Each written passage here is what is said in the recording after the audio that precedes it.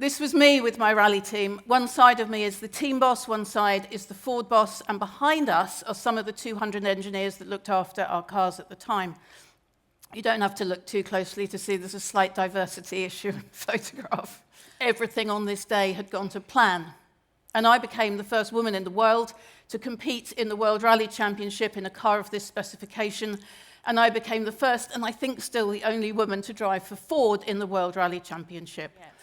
Because 70% of your achievements, past and future, I have no question of doubt in my mind, will be down to your mental toughness.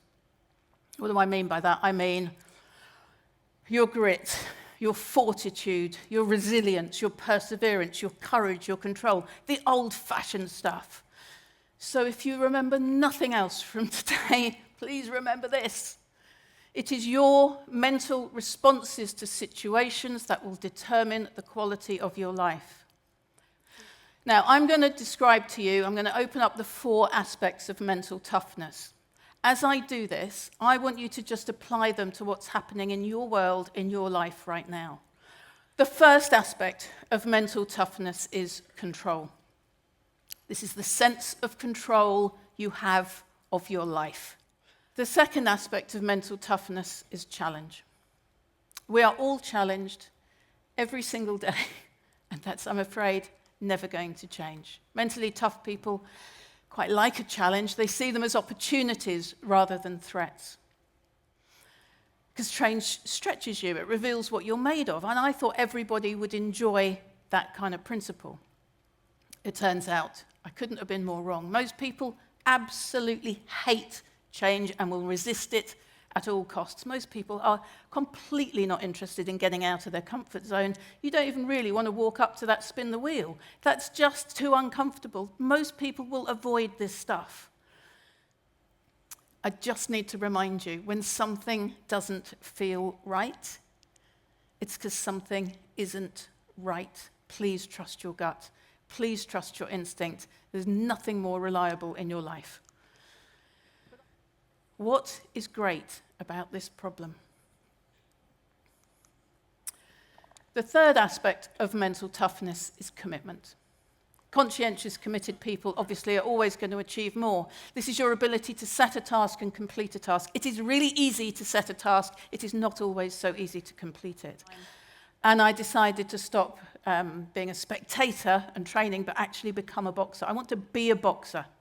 I have to mention that this did coincide with my second husband telling me he wanted to divorce me after everything that had happened, which I thought was absolutely absurd. I was so angry.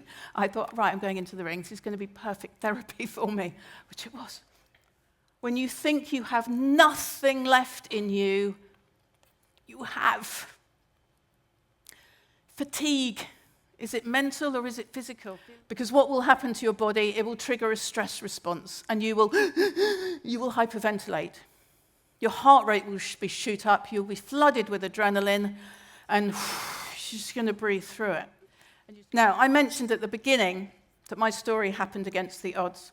Very briefly, I grew up in, I have to say, quite a privileged environment. From the outside, my life would have looked quite nice. Go inside my house, it was quite a different story. There's 12 years between these pictures. So I went from my roughest to my toughest. What happened? What changed in my head the way I became a complete loser to somebody who was so focused and determined? Our own success is a team sport. The last aspect of mental toughness is confidence. And most of us want more of this. You can't see it, you can't touch it, you can't hold it. You can definitely sense it, you can definitely feel it. And you know, there are some people, there'll be some in the room, who have so much skill, so much ability, so much talent at what they do, but they don't think they can do it. And then there's another bunch of people in the room probably who have really quite low level of skill, ability and talent, but they believe they can get it done. And you will be left with a bit. You're left with a piece of paper